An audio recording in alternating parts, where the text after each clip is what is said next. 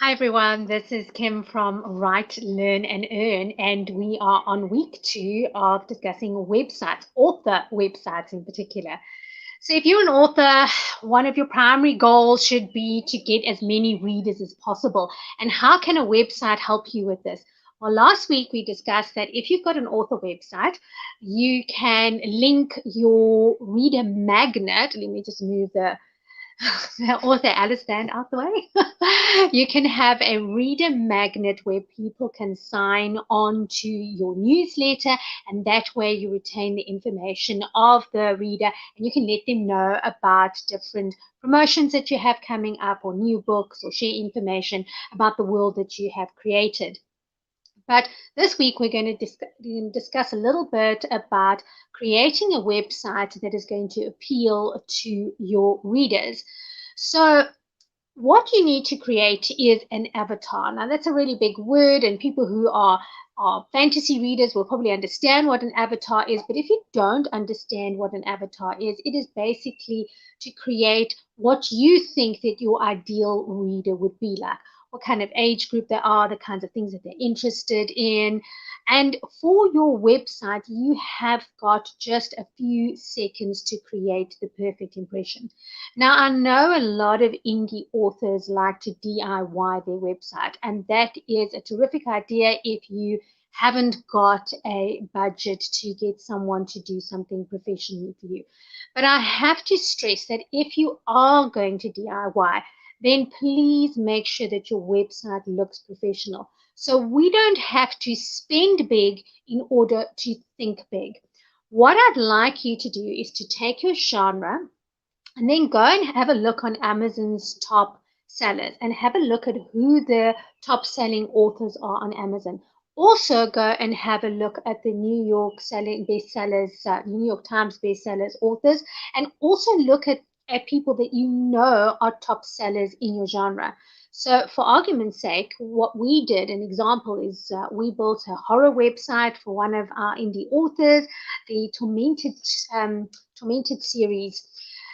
So what we did is we had a look at people like Stephen King and Dean Koontz, and we had a look at top-selling indie authors, and we wanted to see what a professional website would look like in that genre.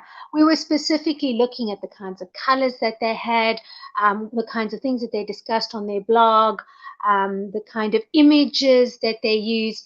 Now, I have to say, some of the really older authors, like a Stephen King, if you are into different kinds of genres, like maybe Francine Rivers, some of the older authors, they established their brand quite some time ago. And so the rules might not necessarily apply to them on their website because they could do whatever they wanted to and people wouldn't mind.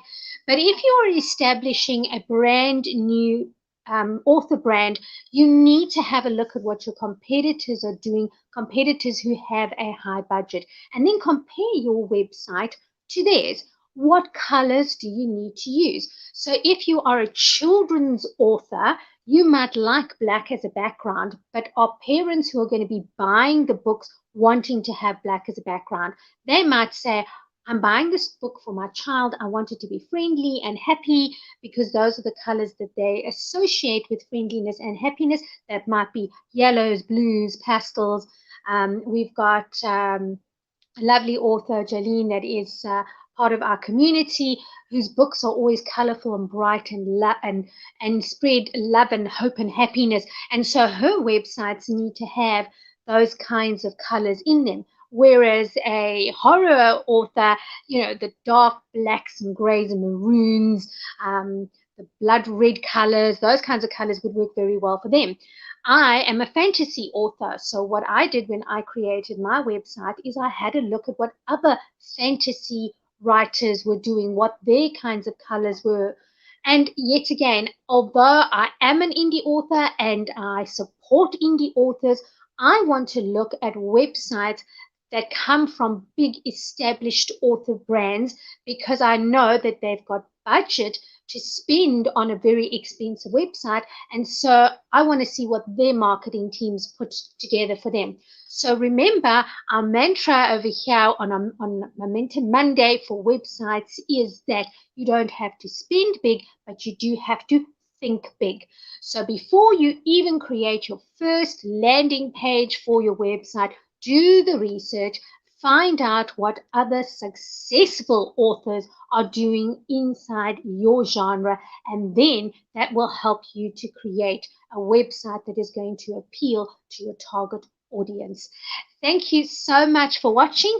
We have a whole bunch of other Momentum Mondays for you to look at. Go back and have a look at our ones for the newsletter, and please do subscribe to the channel, but also subscribe to our weekly newsletter because we have tons of freebies and information that you can use to help grow your author business.